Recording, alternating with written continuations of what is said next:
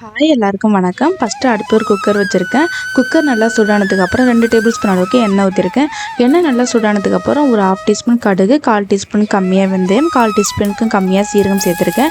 எல்லாமே நல்லா பொரிஞ்சதுக்கப்புறம் ஒரு 10 பல் பூண்டை இடித்து சேர்த்துருக்கேன். இது கூட கொஞ்சமாக கருவேப்பிலை, 2 பச்சை மிளகாய் சேர்த்துருக்கேன். அதுக்கப்புறமா கொஞ்சமாக பெருங்காயத்தூள் சேர்த்துக்கலாம். அதுக்கப்புறமா 2 பெரிய வெங்காயத்தை நீல வாக்கில் கட் பண்ணி சேர்த்துருக்கேன். இப்போ இந்த வெங்காயத்தை லைட்டாக வதக்கி விட்டுக்கலாம்.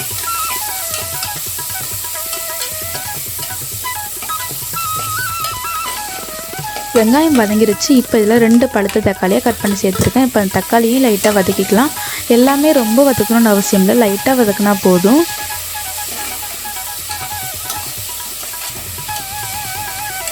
தக்காளி வதக்கி விட்டதுக்கப்புறம் காய் சேர்த்துக்கலாம். காய் பார்த்தீங்கன்னா பீன்ஸ், கேரட், கத்திரிக்காய், உருளைக்கிழங்கு, முருங்கைக்காய் இதெல்லாம் சேர்த்துருக்கேன்.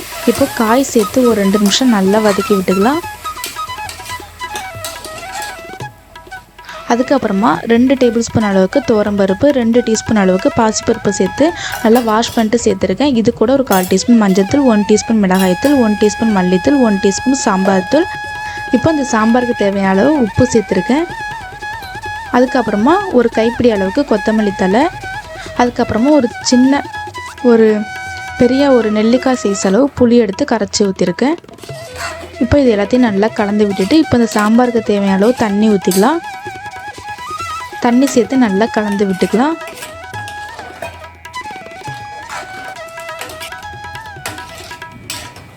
நல்லா கலந்து விட்டதுக்கப்புறமா கடைசியாக ஒரு சின்ன துண்டு வெல்லம் சேர்த்து இப்போ குக்கரை மூடி ஒரு 3 விசில் விட்டு எடுத்துக்கலாம்.